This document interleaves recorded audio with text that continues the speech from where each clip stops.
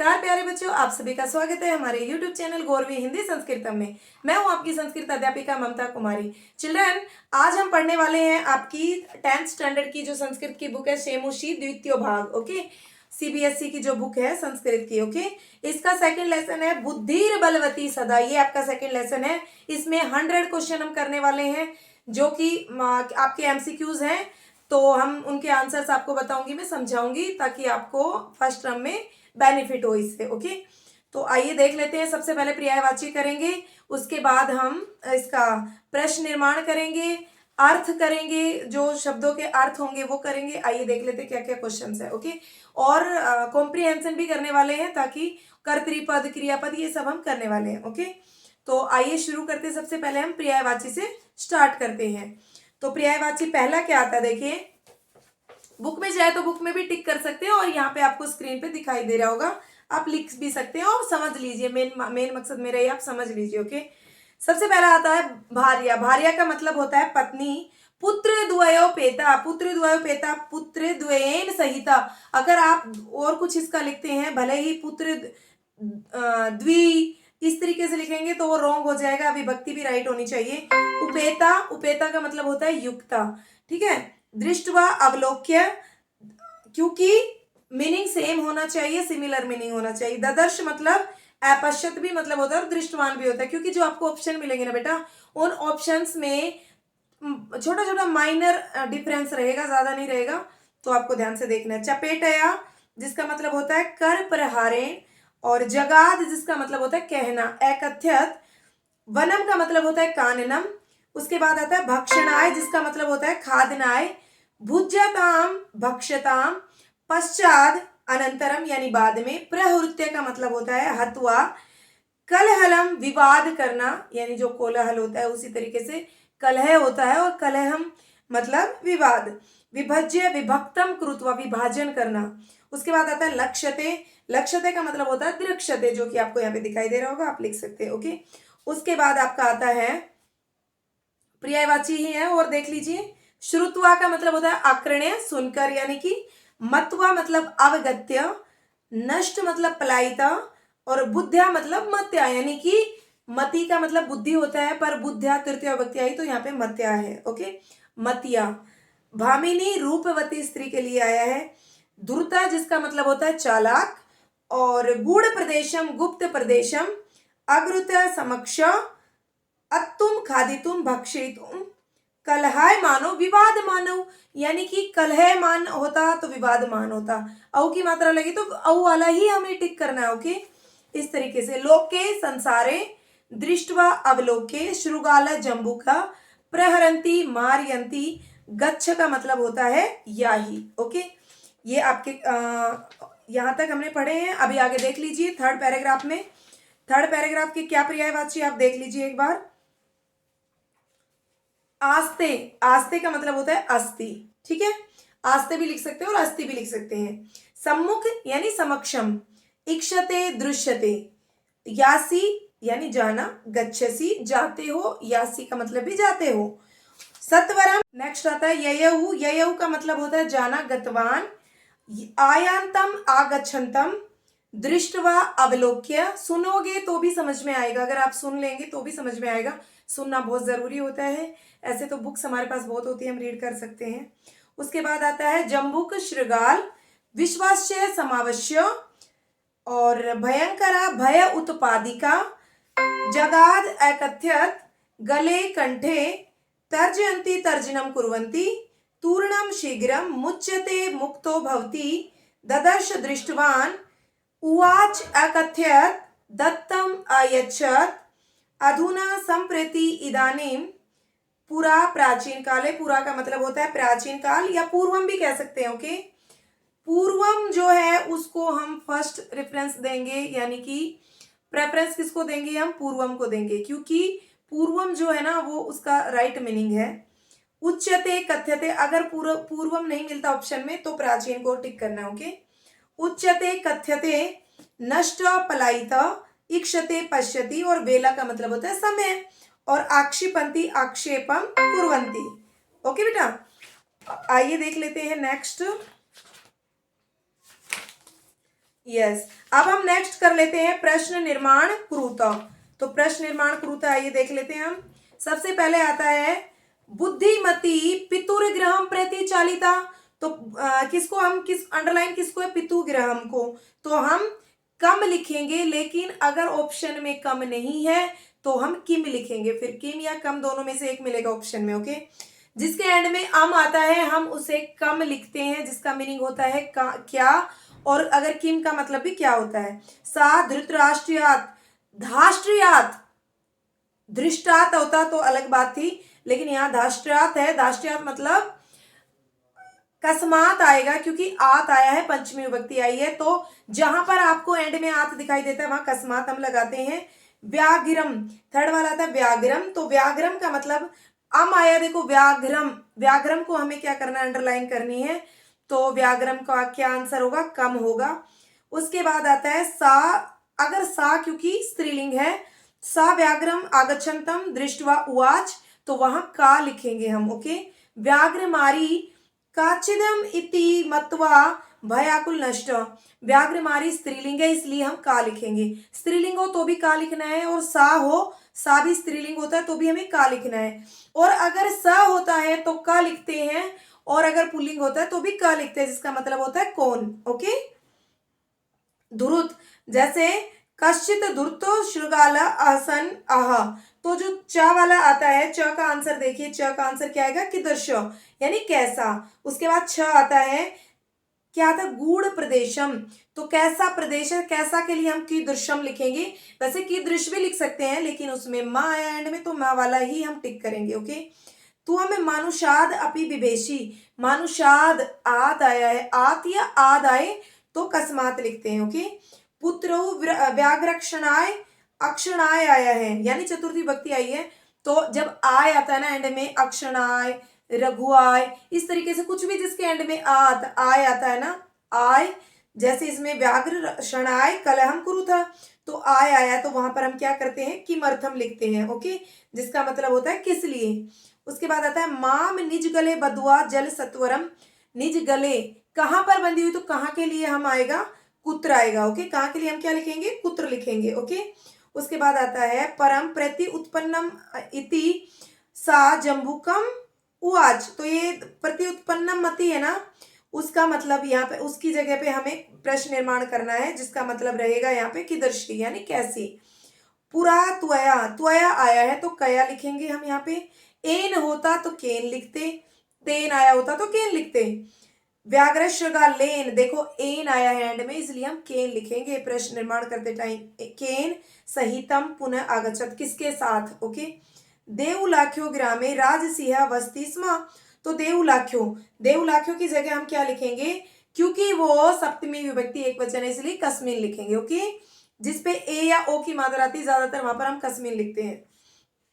उसके बाद आता है तत्र राजसिंह नाम राजपुत्र वसति स्म। वहां पर हम कुत्र लिखेंगे, क्योंकि वहां पर क्या आया है, तत्र आया है। ओके बेटा, आइए नेक्स्ट वाला देख लेते हैं। नेक्स्ट वाला हम देख लेते हैं, निर्देश अनुसारम उत्तरत लिखत। तो फर्स्ट क्वेश्चन आपका आता है, आप स्क्रीन पे देख सकते हैं, भयाकुला व्याघ्र कुत्र अस्ति। तो इसमें हमें विशेष्य पद ढूंढना है। विशेष्य पद क्या होता है कि जो मतलब जिसकी विशेषता बताई जाए। जैसे मैंने आपको पहले भी समझाया, मान लीजिए अक्षता बहुत होशियार लड़की है, या फिर वह बहुत इंटेलिजेंट है, लेकिन हम इसमें हिंदी में लिखेंगे वह बहुत होशियार है। तो होशियार है तो वो तो हो गया विशेषण, लेकिन किसकी बात कर रहे हैं, अक्षता की, तो वो हो गया विशेष्य। ठीक है, बुद्धिमती भार्याग्रहम प्रति अगच्छत। तो यहाँ पर देखो व्याकुल व्याघ्र कुत्र अस्ति, तो वहां पर विशेष्य क्या है, किसकी बात की जा रही, व्याघ्र की बात की, जिसकी बात की जाए। हाँ, किरण बहुत अच्छा गाती है, तो किरण वहां पर क्या है, विशेष्य है। तो देखिए व्याघ्र जो शब्द है वो क्या हो गया, विशेष्य हो गया। नेक्स्ट आता है बुद्धिमती भार्या गृहम प्रति अगच्छत, अत्र विशेषण पद किम, कि यहाँ पर विशेषण पद क्या है, किम का मतलब क्या। तो देखिए बुद्धिमती भार्या, भार्या क्या, भार्या का मीनिंग आपने देखा था घर, गृहम का घर, प्रति के लिए, और अगच्छत जो है वो क्रिया है। तो बुद्धिमती यहाँ पर क्या बचा, विशेषण बचा। ओके, अगर पूछा जाता कि भाई इसमें विशेष्य क्या है, तब हम भार्या को लेते कि किसकी बात की जा रही है।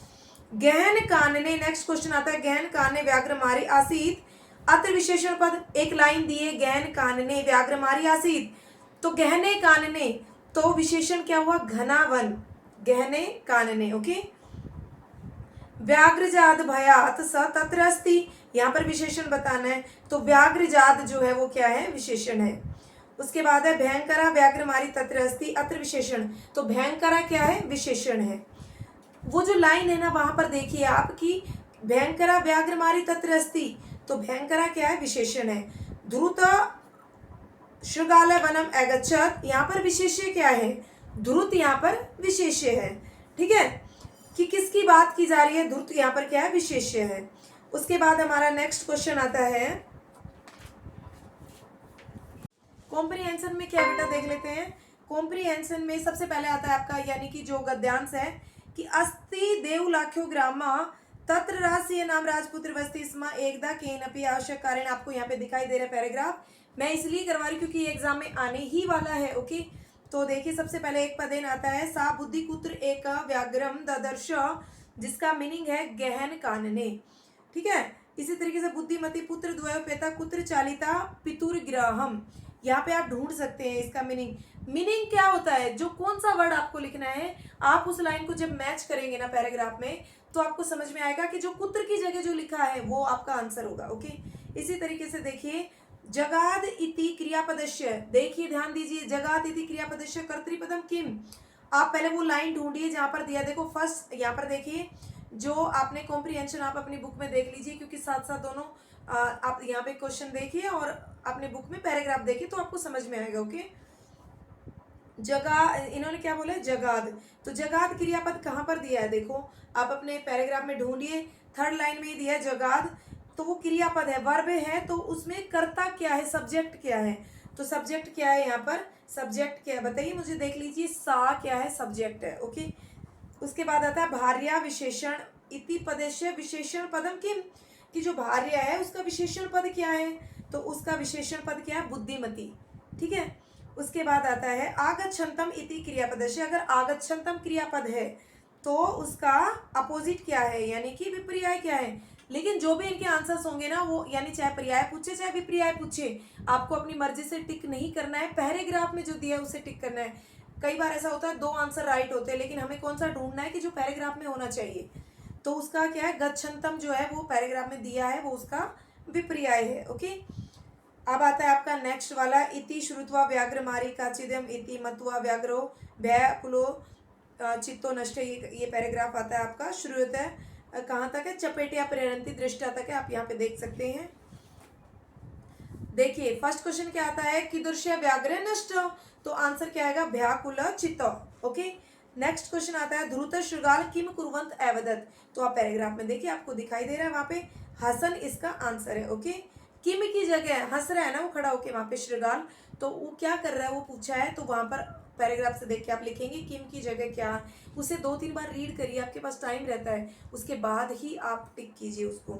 उसके बाद आपका आता है जम्बुका इति पदस्य पर्याय पदम गद्यांश से किमस्ति, गद्यांश से किमस्ति, वैसे चाहे कुछ भी पर्यायवाची हो, लेकिन जम्बुक का गद्यांश में क्या पर्यायवाची है, तो आप देखिए ऑप्शन में 2 राइट मिल सकते हैं, लेकिन गद्यांश में क्या प्रयोग हो रहा है वो देखना है आपको, तो गद्यांश में शृगाल हो रहा है, शृगाल जो है वो उसका पर्यायवाची है। सेकंड क्वेश्चन है शृगाल इति पदस्य विशेषण गद्यांश से विशेषण पदम गद्यांश से किम प्रयुक्तम, कि शृगाल का विशेषण पद क्या है, तो इसका विशेषण पद है धुर्त, धुर्त उसको संज्ञा दी गई है कि वो ऐसा है, मतलब वो वही उसको ऐसा बोलता है जाके ये करो वो करो वहां पे चलो, ऐसे बोलता है ना व्याघ्र को, इसलिए उसको धुर्त बोला गया है। उसके बाद है रुदन इति क्रियापदस्य, आप अपने पैराग्राफ में देखिए कि कहाँ पे दिया है रुदन, रुदन इति क्रियापदस्य विप्रिय पदम गद्यांश से किम, ध्यान रखिए बच्चे ज्यादातर ना लाइन के एंड में जो आपकी पंक्ति होती है उसके अंत में रहता है क्रियापद, क्रियापद मतलब वर्ब, तो वो पूछा है, तो उन्होंने पूछा है कि क्रियापद तो ये है रुदन, इति मतलब ये क्रियापद है, तो बताइए कि कर्ता क्या है, तो हमें देखना है कि भाई रुदन कहाँ पे दिया है, पहले तो हम वो ढूंढेंगे कि रुदन कहाँ पर दिया है, और जब हमें वो समझ में आ जाएगा, ये देखिए यहाँ पर रुदन दिया है, तो इसका क्रियापद क्या है, कर्तृपद क्या है इसका बताइए, हसन है। ओके, विपर्याय पूछा है, हसन उसका विपर्याय है, रुदन का मतलब होता है रोना, अगर कर्ता पूछा होता तो सा होता, लेकिन इन्होंने क्या पूछा है, इन्होंने पूछा है कि उसका अपोजिट क्या है, तो रुदन मतलब रोना, तो उसका अपोजिट क्या हो गया, हसन। हंसना हम हसी तुम, हसत ऐसे नहीं लिख सकते क्योंकि उसमें अन आया, क्षत्रिय प्रत्यय आया है, तो हम वही ढूंढेंगे, रुदन का हम हसन ही लिखेंगे। भले ही पैराग्राफ में हसितवा हो, हसत हो, लेकिन हम उसी विभक्ति में आंसर देंगे। ओके, अब लास्ट बचता है इसका जो ये है कॉम्प्रिहेंशन। जम्बू का स्वामी यत्र अस्ते सा धृत्रा ध्रुता तत्र गम्यताम, यहाँ से शुरू करके और विश्वस्य अद्य एकमान्य कथम यासीवद अधुना, ये यहाँ तक आपको दिखाई देगा। पहले क्वेश्चन क्या है देखिए, बहुत इंपॉर्टेंट है। व्याघ्र जम्बू को कुत्र ययौ, तो वैसे ही आंसर देना है हमें। क्या दिया है, कुत्र ययौ, तो देखिए आपको औ की मात्रा दिख रही है तो उसी में आप आंसर देंगे, लेकिन उसमें आंसर हम दे सकते थे, लेकिन जो कि हमारे पैराग्राफ में क्या दिया है, कुत्र की जगह हमें आंसर देना है, तो कुत्र। अब आता है आपका लास्ट पैराग्राफ, जो कि अंत में आपका जो पैराग्राफ आता है वो देख लेते हैं हम। क्या है देखिए, जम्बू के स्वामी ने यत्र अस्ते सा ध्रुता तत्र गम्यताम, यहाँ से शुरू करके और एंड तक है, विश्वस्य अद्य एक मानिए कथम यासी वदाधुना। ओके, तो एक पदेन उत्तरत, सबसे पहले हम क्या देखेंगे, एक पदेन उत्तरत, तो आता है व्याघ्र जम्बू कहू कुत्र ययौ, तो कुत्र की जगह हमें आंसर देना है, तो कुत्र क्या, किसकी बात, कहाँ की बात हो रही है, कानन यानी वन की बात हो रही है। ओके, नेक्स्ट क्वेश्चन आता है, त्वया अहम हंतव्य इति क्या कथ्यति, कि त्वया अहम हंतव्य किसके लिए कहा गया है, ये मारने वाली बात की मैं तुम्हें मार डालूंगा, ऐसे किसके लिए बोला गया है, जम्बूका के लिए बोला गया है। ओके, उसके बाद सेकंड क्वेश्चन आपका आता है, थर्ड वाला क्या आता है देखिए, ध्यान दीजिए। सेकंड का है सा बुद्धिमती किम चिंतितवती, सा बुद्धिमती वह बुद्धिमती है वह क्या सोचती है, क्या चिंता करती है, व्याघ्रता कथम मुच्यताम, सिर्फ मुच्यताम भी, कि भाई इससे कैसे छुटकारा पाया जाए, वैसे आएगा नहीं पेपर में इस टाइप के, इतने लॉन्ग आंसर नहीं आएंगे क्योंकि एमसीक्यूज आने वाले हैं, पर फिर भी ध्यान रखना। ओके, उसके बाद आपका थर्ड आता है निर्देश अनुसार उत्तरक, जिसमें क्वेश्चन है कि शीघ्रम का पर्यायवाची क्या है, तो शीघ्रम का पर्यायवाची हमें पैराग्राफ में देखना है। वैसे तो शीघ्रम के बहुत सारे पर्यायवाची हमने देखे पढ़े अभी स्टार्टिंग में भी, लेकिन यहाँ पर हमें क्या करना है कि पैराग्राफ में क्या दिया है, सत्वरम दिया है। ओके, ध्यान दीजिए बेटा, तो उसका मतलब क्या है, सत्वरम है। नेक्स्ट आपका आता है, नेक्स्ट क्वेश्चन देखिए, बद्धवा इति पदस्य विप्रिय पदम गद्यांश से, बद्धवा जो है यानी कि बंधना, बंधन में बंधना, तो मुक्तवा जो है वो उसका क्या हो जाएगा, विप्रिय हो जाएगा। ध्यान रखना विप्रिय और प्रिय का बहुत ध्यान, क्वेश्चन को ध्यान से पढ़ना बहुत जरूरी है। ओके, सा ध्रुता अत्र विशेषण पदम किम, सा ध्रुता जो ध्रुता है उसके, सा ध्रुता वह मतलब वह ध्रुता में विशेषण पद क्या है, तो इसमें विशेषण पद क्या है, बताइए मुझे क्या है विशेषण पद, आपके सामने है ये क्वेश्चन, आप आइडिया लगा लीजिए, वैसे मैं तो आंसर बता ही दूंगी। इन्होंने कहा सा ध्रुता अत्र विशेषण पद किम, तो ध्रुता जो है वो क्या है, विशेषण पद है, और विशेष्य पद क्या है, सा जो है वो विशेष्य पद है। ठीक है, तो इसके साथ आपका ये लेसन समाप्त होता है बेटा। मैंने बहुत सारे, कम से कम 100 क्वेश्चन मैंने आपके यहाँ पे करवाए हैं, इन्हें अच्छे से पढ़ लीजिए, आपका बहुत बेनिफिट होगा, और इससे बाहर मुझे नहीं लगता कि कुछ आएगा। ओके, इन्हें अच्छे से पढ़ लीजिए और समझ लीजिए। ओके, अगर आप मेरे पुराने स्टूडेंट्स हैं तो वीडियो को ज़्यादा से ज़्यादा शेयर कीजिए, और लाइक करना तो बिल्कुल नहीं भूलना है। ओके, और अगर आप चैनल पे न्यू हैं तो प्लीज़ सब्सक्राइब कर लीजिए। Okay, thank you.